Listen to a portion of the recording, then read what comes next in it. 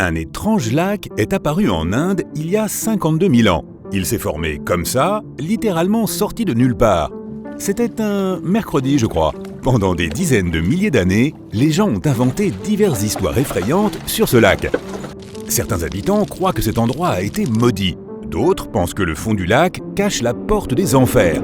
Mais ce ne sont que des légendes. La véritable raison de l'apparition du lac Lonar est encore plus surprenante.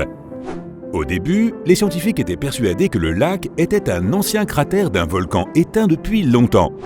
Il se trouve dans un champ de baumier, fait de roches volcaniques vieilles de 65 millions d'années. Mais ensuite, les géologues ont effectué une analyse détaillée du sol et de l'eau et ont découvert que le lac Lonar avait une origine cosmique. Les géologues ont trouvé un verre unique à l'intérieur du lac, qui ne se forme que lors d'un fort impact et d'une libération d'énergie. Il y a 52 000 ans, une énorme météorite pesant 2 millions de tonnes est tombée à cet endroit. Elle était presque 6 fois plus lourde que l'Empire State Building.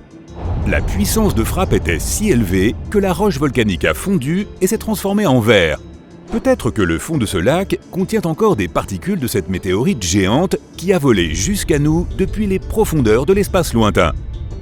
Bon, nous avons donc un lac créé par un objet spatial il y a plus de 50 000 ans. Mais ce n'est pas encore la chose la plus étrange. En 2020, les habitants ont remarqué que le lac Lonar était devenu rose. En quelques jours seulement, l'eau salée avait mystérieusement changé de couleur. Les biologistes et les géologues ont immédiatement rapporté des échantillons de cette eau au centre de recherche scientifique. L'analyse détaillée a montré que l'eau contenait un niveau accru de microbes uniques qui s'accumulaient à la surface et émettaient un pigment rose. Bien vite, ces microbes se sont déposés au fond du lac et il est redevenu transparent. De plus, les pluies ont aidé l'eau à retrouver son apparence habituelle.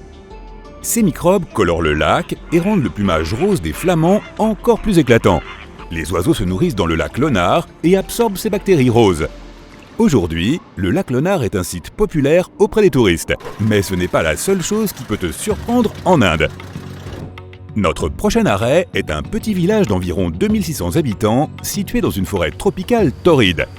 Les habitants sont très hospitaliers. Ils accueillent non seulement les touristes, mais aussi l'un des reptiles les plus venimeux de la planète. On trouve des cobras royaux dans presque toutes les maisons de ce village. Les habitants sont heureux de les voir, comme s'il s'agissait de leurs animaux de compagnie. Ils partagent même leur eau et leur nourriture avec ces animaux et réservent aux reptiles un coin spécial où ils peuvent s'abriter du soleil ardent. Les cobras rampent dans les maisons, les écoles et dans les rues. Les humains et les reptiles sont habitués les uns aux autres et se sentent en sécurité. Il n'y a jamais eu de cas d'attaque de cobras dans le village. C'est le seul endroit au monde où ces reptiles venimeux vivent en telle harmonie avec les gens. Maintenant, imagine une ville qui se compose de plusieurs petits villages unis. Les habitants se consacrent tous à l'agriculture. Ils savent extraire l'eau des roches souterraines et ce sont des négociants avisés. La ville est prospère depuis plusieurs siècles et les gens y vivent heureux. Puis, un jour, tout change. Tous les habitants emballent rapidement leurs affaires et s'enfuient de chez eux. Du jour au lendemain, la ville est abandonnée. C'est une histoire réelle qui s'est déroulée dans l'état du Rajasthan en 1825. Et pourtant, personne ne sait pourquoi les gens sont partis. La version la plus répandue dit que le cruel dirigeant local a commencé à exiger des impôts considérables auprès des habitants. Puis, il est tombé amoureux de la fille du chef d'un des villages et a menacé de lever des taxes supplémentaires si la fille refusait d'être sa femme. Les citoyens ont décidé de soutenir la fille et son père et ont quitté leur maison en un jour. La ville est toujours vide, mais les habitants des villes les plus proches ont peur de s'en approcher. Notre prochain arrêt est l'état de Maharashtra, où se trouve un petit village avec des habitants très confiants. Ils fréquentent les magasins, les cafés, les écoles et les banques. Tout ici semble tout à fait ordinaire, et tu ne remarqueras pas ce qu'il y a de si spécial ici. Mais attends que la nuit tombe. Les gens vont se coucher et personne ne ferme sa maison à clé. Il n'y a pas du tout de serrure dans ce village. Les portes de tous les bâtiments sont toujours ouvertes. Les propriétaires laissent les magasins, les cafés et les bibliothèques ouverts. Lorsqu'ils vont au travail, ils ne ferment pas non plus leur maison à clé. Ils ne cachent pas l'argent ni les bijoux. La raison en est tout simplement l'absence totale de vol. Les villageois sont persuadés que quiconque commettrait un vol pourrait avoir de sérieux problèmes. Selon une légende, il y a environ 300 ans, après des pluies et des inondations prolongées, une grande dalle de pierre noire est apparue au centre du village. Cette dalle symbolisait une créature indienne mythique qui veillait sur les habitants.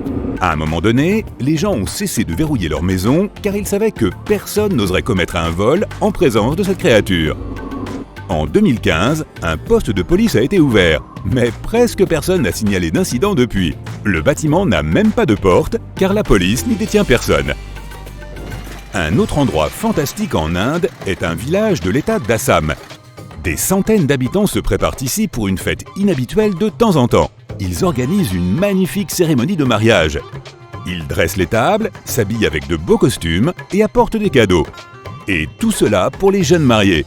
Mais ce ne sont pas des gens, mais des grenouilles qui se marient. Les habitants organisent des mariages de grenouilles sauvages pour invoquer la pluie. Ce qui est incroyable, c'est que la cérémonie ressemble à un vrai mariage. La fête peut durer toute la journée jusque tard dans la nuit.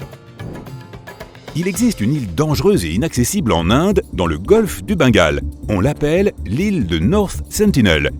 C'est un petit bout de terre qui ressemble à un paradis tropical, mais tu ne pourras pas t'y rendre. Depuis 1956, personne ne peut y accoster.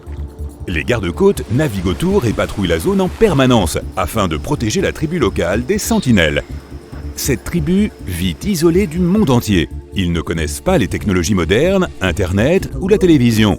Pendant des siècles, ils ont vécu seuls, loin de la civilisation, et les Indiens du continent souhaitent aussi que ça ne change pas. Quiconque s'approche de leur île est accueilli par la tribu avec une rafale de lances et de flèches, et peu importe que tu arrives en bateau ou en hélicoptère. Une autre raison pour laquelle tu ne peux pas poser le pied sur l'île est le système immunitaire des sentinelles. Les gardes-côtes essaient de protéger la tribu locale des éventuelles maladies et infections que les étrangers pourraient apporter avec eux. Les locaux ne sont pas immunisés contre la grippe ou un simple rhume. Ils ne savent même pas ce que c'est.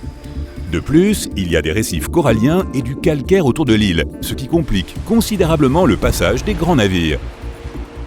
Malgré toutes les interdictions, de nombreuses personnes ont essayé de se rendre sur l'île. En 1880, un officier britannique a découvert l'île par hasard. Il est descendu à terre et a trouvé un sol idéal pour faire pousser des cocotiers. L'officier a aussi remarqué plusieurs huttes sur l'île, mais n'a pas osé rencontrer ses habitants. Les explorateurs et les voyageurs ont souvent offert du poisson aux habitants de l'île. Les habitants l'ont accepté, en ont redemandé, mais ne les ont toujours pas laissés s'approcher de leur maison. Il était également difficile de se lier d'amitié avec la tribu, car ils communiquent dans une des langues les plus difficiles à apprendre au monde. Les scientifiques et les linguistes étudient cette langue depuis des décennies. À la fin du XXe siècle, des étrangers ont fait quelques progrès pour établir un lien avec la tribu. En 1991, une équipe d'anthropologues a invité les insulaires à bord d'un grand navire. Ils ont donné des sacs de noix de coco aux membres de la tribu. Mais le mieux est peut-être de laisser simplement ces gens tranquilles, n'est-ce pas ?